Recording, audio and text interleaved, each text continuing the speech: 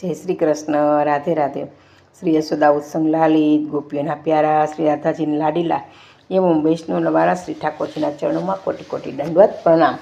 દેશ વિદેશમાં વસતા શ્રી વલ્લભના લાડીલા સર્વ વૈષ્ણવને મારા જય શ્રી કૃષ્ણ। હવે વાલા વૈષ્ણવ, આજે આપણે શ્રીમદ ભાગવત રહસ્ય સ્કંદ 10મો અને પેજ 283 અને 284 એ વિશે આપણે ભાગવત પ્રસંગ કરીશું। શ્રી કૃષ્ણ શરણમ, શ્રી ભાગવત ભગવાન કી જય। હવે વાલા વૈષ્ણવ, આ 10મો સ્કંદ તો કૃષ્ણની બાળલીલા એટલી બધી છે કે સાંભળ્યા જ કરીએ છતાં પણ મન તૃપ્ત થતું જ નથી। તો આગળના પ્રસંગમાં આપણે જોયું કે નળકુબેરને દિવ્ય દેહ મળ્યો છે। હવે આગળ જોઈએ કે પ્રેમ લક્ષણા ભક્તિ શ્રેષ્ઠ છે કે નળકુબેર અને મણિગ્રીવ રૂપે 2 વૃક્ષોનો ઉદ્ધાર કૃષ્ણએ કર્યો અને આ બંને ભગવાનની સ્તુતિ કરે છે। આ પ્રાર્થના આપણે રોજ કરવી જોઈએ। જો વાલા વિષ્ણુ, આ પ્રાર્થના આપણે કરવી જોઈએ। નળકુબેરની પ્રાર્થના છે અહીંયા છે કે હે ભગવાન, અમે તમારી પાસે કંઈ જ માગતા નથી। અમારી વાણી ફક્ત આપના ગુણાનુવાદ ગાવામાં જ રચ્યા પછી રહે અને અમારા કાન આપની કથા સાંભળવામાં તલ્લીન રહે। અમારા હાથ આપણા સેવા કાર્યમાં અને અમારું મન આપના ચરણોનું સ્મરણ કરવામાં, અમારું મસ્તક આપના નિવાસરૂપ જગતને પ્રણામ કરવામાં અને અમારી દ્રષ્ટિ આપની મૂર્તિ રૂપ સંત પુરુષોનું દર્શન કરવામાં લાગી રહે, તત્પર રહે। હે નાથ, આટલી કૃપા અમારા પર કરો। હવે જો વાલા વિષ્ણુ, નળકુબેર તો ખુદ સત્સંગી જ હતા, પરંતુ એને માયાનો આ રીતના દોષ લાગવાથી આવું થયું હતું। તો આ બધી રીતના કૃષ્ણની પ્રાર્થના કરે છે। તો વાલા વિષ્ણુ, આપણે પણ ઠાકોરજીની સમાન દરરોજ આ સમક્ષ પ્રાર્થના કરવી જોઈએ કે મારી તમામ ઇન્દ્રિયો આપની સેવામાં જ લાગેલી રહે। તો અમારી વાણી શ્રી કૃષ્ણનું કીર્તન કરે, આંખ હંમેશા શ્રી કૃષ્ણના દર્શન કરે, મન શ્રી કૃષ્ણનું ધ્યાન ધરે। એક એક ઇન્દ્રિયને ભક્તિરસનું દાન કરો તો ઇન્દ્રિયોને શાંતિ મળશે। નળકુબેર, મણિગ્રીવ એક એક ઇન્દ્રિય માટે ભક્તિરસની એને માગણી કરી છે અને બંનેએ સ્તુતિ કરી ગોલોકમાં ગયા છે। ગોલોકમાં નિત્ય શ્રી કૃષ્ણ લીલા થાય છે। આ બંને સ્નિગ્ધ અને મધુકંઠ થયા છે। સ્નિગ્ધ અને મધુકંઠ ગોલોકમાં રોજ કૃષ્ણ કીર્તન કરે જ છે અને સ્નિગ્ધ મધુકંઠ બોલ્યા કે અક્રૂર શ્રી કૃષ્ણને મથુરા લઈ જાય છે।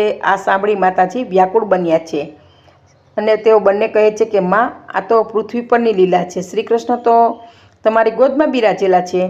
અત્યાર સુધી તો 2 ઝાડ પડ્યા નથી, યોગમાં એ ઝાડને પકડી રાખ્યા છે। આ નળકુબેર મણિગ્રીવ ગોલોકધામમાં ગયા એટલે 2 ઝાડ પડી ગયા। ઝાડ પડવાનો અવાજ ગોપીઓ સાંભળ્યો। ગોપીઓ દોડતી ત્યાં આવી, આ મોટા ઝાડ કેવી રીતે પડ્યા? નારાયણની દયા થઈ, અરે અમારો કનૈયો બચી ગયો, એમ બધા કહે છે।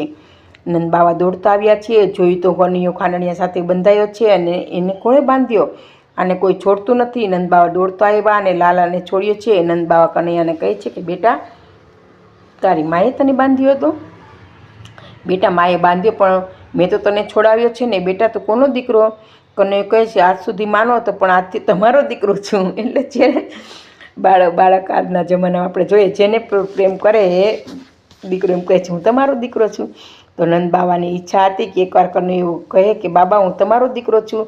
આજે તે ઈચ્છા પણ કૃષ્ણએ એને પૂર્ણ કરી છે। નંદબાવાએ યશોદાને ઠપકો આપ્યો, તને વિવેક નથી, લાલાને કેમ બાંધ્યો? યશોદા વિચાર છે, મને જ બધા ઠપકો આપે છે। યશોદા જવાબ આપે છે, મારે ક્યાં ઈચ્છા હતી, પણ તેને ચોરી કરવાની આદત પડી છે, તે છોડાવી છે એટલે મેં બાંધ્યો છે અને પ્રેમથી તે બાંધ્યો છે।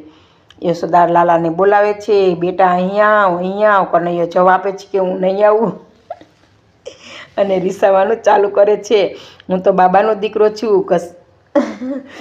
અને યશોદા વિચારે છે કે ગોપીઓ તો રડતી હતી, બાળકો રડતા હતા, છતાં મેં નિષ્ઠુર થઈને લાલાને બાંધ્યો। મેં લાલાને બાંધ્યો તે યોગ્ય નથી કર્યું। યશોદા લાલાને બોલાવે છે, કૃષ્ણ જતા જ નથી।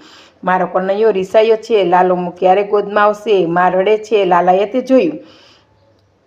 હવે એ વૈષ્ણવને માટે એકાંતમાં જે રડે છે ને તેને કનૈયો આવીને મળે છે। એટલે કે જ્યારે વાલા વૈષ્ણવ, આપણે એકાંતમાં ક્યારેક આવી રીતના કૃષ્ણ પ્રેમમાં રડીએ ત્યારે કૃષ્ણ આવીને મળે જ છે। તો સાચું જ છે વૈષ્ણવો કે હસનારને કનૈયો ક્યારેય મળતો જ નથી। યશોદાજી રડવા લાગ્યા, શ્રી કૃષ્ણ ત્યાં સહન થયું નહીં, કનૈયો દોડતો આવ્યો છે અને માની ગોદમાં બેસી ગયો। પીતાંબરથી માના આંસુ લૂછ્યા છે। માએ પ્યાર કર્યો, છોકરો કેવો ડાયો છે। માતાજી લાલાને કહે છે, બેટા, મેં તને બાંધ્યો તે મેં ભૂલ કરી છે। બેટા, મેં તને બાંધ્યો તે મનમાં રાખીશ નહીં, તું ભૂલી જા। કનૈયો માને કહે છે કે માં બધું ભૂલીશ, પણ તે મને બાંધ્યો તો તે ક્યારેય નહીં ભૂલું માં. થોડા સમય પછી હું દ્વારકાનો રાજા થઈશ ને માં, પણ બરાબર યાદ રાખીશ કે યશોદામાએ મને બાંધ્યો હતો માં. હું તને છોડીને જઈશ પણ તારો પ્રેમ તો ભૂલવાનો જ નથી, એટલે તે પ્રેમથી બાંધ્યો હતો ને તે નહીં ભૂલું. તારું પ્રેમ બંધન તો કનૈયો કદી ભૂલશે જ નહીં માં. રૂક્ષ્મણીનો નહીં પણ તારો બંધાયેલો છું. આ ગોકુળની મુખ્ય લીલા છે. જ્ઞાની ઈશ્વરનો સાક્ષાત્કાર કરી શકે, પણ પરમાત્માને બાંધવાની શક્તિ જ્ઞાનીમાં નથી. જો વાલા વૈષ્ણવ, અત્યારે કોઈ પણ જ્ઞાનીઓ ઈશ્વરનો સાક્ષાત્કાર કદાચ વધારે તપ ભક્તિ હોય તો કરી શકે, પરંતુ એ પરમાત્માને ક્યારેય બાંધી શકે એ શક્તિ તેનામાં હોતી જ નથી. ભક્તિ જ ભગવાનને બાંધી શકે, એટલે કેવળ પ્રેમમય ભક્તિ જ જોઈએ. જ્ઞાની બ્રહ્મનું ચિંતન કરતાં કરતાં બ્રહ્મમય થઈ શકે છે, પણ અનન્ય ભક્તિ જ ભગવાનને બાંધી શકે છે. તપ કરતાં, જ્ઞાન કરતાં પ્રેમ લક્ષણા ભક્તિ જ શ્રેષ્ઠ છે. જ્ઞાન અને તપ ભગવાનને બાંધી શકે નહીં. જ્ઞાનીઓ બ્રહ્મરૂપ થઈ શકે છે, તપસ્વીઓ બ્રહ્મ ચિંતન કરી શકે છે, પણ પ્રેમ લક્ષણા ભક્તિ જ ભગવાનને બાંધી શકે છે. તો વાલા વૈષ્ણવો, એટલે પ્રેમ તણા ધોળ પણ કીર્તન જાણીતું છે કે પ્રેમ તણા કાચા તાંતણીએ આવીને બંધાય વાલો, ભક્તોને વસ થાય વાલો, ભક્તોને વસ થાય. આમ આવી પ્રેમ લક્ષણા ભક્તિ છે એ જ ભગવાનને બાંધી શકે છે. તો જય શ્રી કૃષ્ણ. પ્રસંગ અહીંયા પૂરો થાય છે. હવે પેજ આપણે 284 વિશેનો પ્રસંગ જોઈએ. શ્રી કૃષ્ણ શરણમ. પ્રાપ્ત સ્થિતિમાં સંતોષ માનશો તો પ્રભુમાં પ્રેમ જાગશે. જો વાલા વૈષ્ણવ, આ પ્રસંગ આપણે વિસ્તારથી જોઈએ કે જીવ માત્ર ઉપર પરમાત્મા પ્રેમનો વરસાદ વરસાવે જ છે, પણ આ જીવ સ્વભાવે એવો દુષ્ટ છે ને કે પ્રભુ સાથે પ્રેમ કરી શકતો જ નથી. પ્રભુમાં પ્રેમ જગાડવા માટે પ્રભુના ઉપકારનું વારંવાર સ્મરણ કરો. એટલે કે જો પ્રભુના આપણે વધારે સ્મરણ કરશું તો જ આપણે ઠાકોરજી પ્રત્યે વાલા વૈષ્ણવ પ્રેમ આવશે કે હું પરમાત્માનો ઋણી છું. આજથી એવી ભાવના કરો કે ઠાકોરજીને લીધે હું સુખી છું, પ્રભુની કૃપાથી હું સુખી થયો છું. એવો વારંવાર વિચાર કરશો તો પ્રભુમાં પ્રેમ જાગશે. એટલે કે વારંવાર પ્રભુનો આભાર અહોભાવ માન્યા જ કરો કે ભગવાનની મારા પર કૃપા છે ઠાકોરજીની, તો જ પ્રભુમાં ઠાકોરજીમાં પ્રેમ જાગશે. એટલે પ્રાપ્ત સ્થિતિ હોય છે એમાં સંતોષ માનશો ને તો જ પ્રભુમાં પ્રેમ જાગશે. કે મારા આ નથી, તે નથી, ફલાણું નથી, ઢીકણું નથી, એવું સદાય અસંતોષમાં રહેશો તો ક્યારેય પ્રભુને પામી શકશો નહીં. એટલે કહેવામાં આવે છે કે સંતોષી ન સદા સુખી.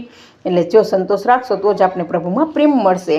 પરમાત્મા બીજું કંઈ માંગતા જ નથી. જીવ મને પ્રેમ આપે, બસ. પ્રભુ સાથે પ્રેમ કરવો હોય તો બે વસ્તુ હંમેશા વાલા વૈષ્ણવ આપણે ધ્યાનમાં રાખવી જોઈએ. એક તો પ્રભુ પાસે કંઈ માંગશો જ નહીં, અને પ્રભુએ કરેલા ઉપકાર ભૂલશો નહીં. એટલે મને ઘર સારું દે, ગાડી દે, બંગલો દે, એવી કંઈ પણ માંગણી, લૌકિક માંગણી ઠાકોરજી પાસે ક્યારેય કરવી ન જોઈએ.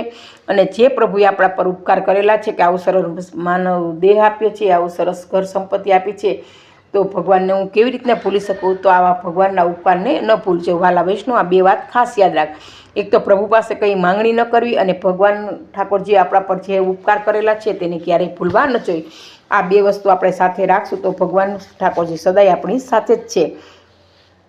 મનુષ્યનો પ્રેમ તો વિખરાયેલો છે. જો પૈસામાં, ઘરમાં, ધંધામાં, કપડામાં વગેરેનો મનુષ્યનો પ્રેમ તો બાટી દીધેલો છે, ડિસ્ટ્રીબ્યુટર થઈ ગયેલું છે. એટલે પરમાત્મા પ્રસન્ન થતા જ નથી.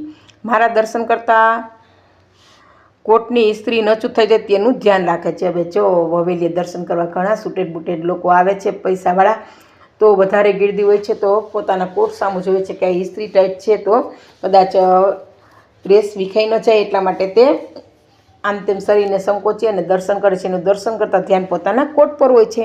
એમ ઠાકોરજી કહે છે કે આવી એની નીતિ હોય છે, હું સમજું છું. એટલે ભગવાન આ બધું સમજે જ છે. મારા કરતાં તો તને તારો કોટ વધારે વાલો છે. કપડાં બગડે તો બજારમાં બીજા મળે છે, પણ કાળજું એકવાર બગડે ને તો બજારમાં કાળજું થોડુંક વાલા વૈષ્ણવ મળશે. પ્રેમ દોરીથી જ્ઞાની પુરુષો પરમાત્માને બાંધે છે, બીજા કોઈ બળથી જીવ પ્રભુને બાંધી શકે નહીં. એટલે ફક્ત પ્રેમ તણાતા તણે જ આપણે પ્રભુને બાંધી શકીએ છીએ, અને ફક્ત પ્રેમ દોરીથી જ આપણે બાંધી શકીએ કાનાને.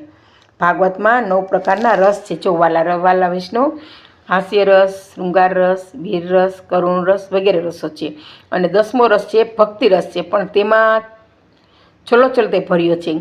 હવે ભક્તિ રસ બીજા 9 રસથી ઉત્તમ છે. જો વાલા વૈષ્ણવ, કરુણ, વીર, શૃંગાર, હાસ્ય બધા એ રસ ઓછા હોય તો ચાલશે, પરંતુ જે 10મો ભક્તિ રસ કહેવામાં આવે છે ને, એ આ 9 રસથી ઉત્તમ છે, ચડિયાતો છે, કારણ કે તેમાં સર્વ રસ સમાયેલા છે. અને અન્ય રસોમાં તો કડવાશ પણ છે. તો રામચરિત માનસમાં પણ રામજીએ કહ્યું છે કે ભક્તિથી તેમને પીગળાવી શકાય છે. ભક્તિને કોઈ પણ જાતના અવલંબનની જરૂર પડતી જ નથી, તે સ્વતંત્ર છે. ઉલટું તેના આધીન જ્ઞાન અને વિજ્ઞાન છે. જો એટલે ફક્ત આપણામાં ભક્તિ બીજા રસ ન હોય અને ફક્ત ભક્તિ હશે તો ચડિયાતી છે, કારણ કે એમાં બધા રસ આવી જાય છે. આવો છે ભક્તિનો મહિમા. જ્ઞાનીઓને કાંઈક માયાના આવરણ સાથે બ્રહ્મના દર્શન પણ થાય છે. જ્ઞાનીને કીર્તિ વગેરેની ઝંખના થયા કરે છે. આવરણ વગરના નિરાવરણ બ્રહ્મનો સાક્ષાત્કાર એકલી ગોપીઓને જ થયો હતો. જો આપણે વહાલા વૈષ્ણવ જોઈએ છીએ કે આખા વ્રજને થયો ને તો ફક્ત ગોપીઓને જ થયો હતો.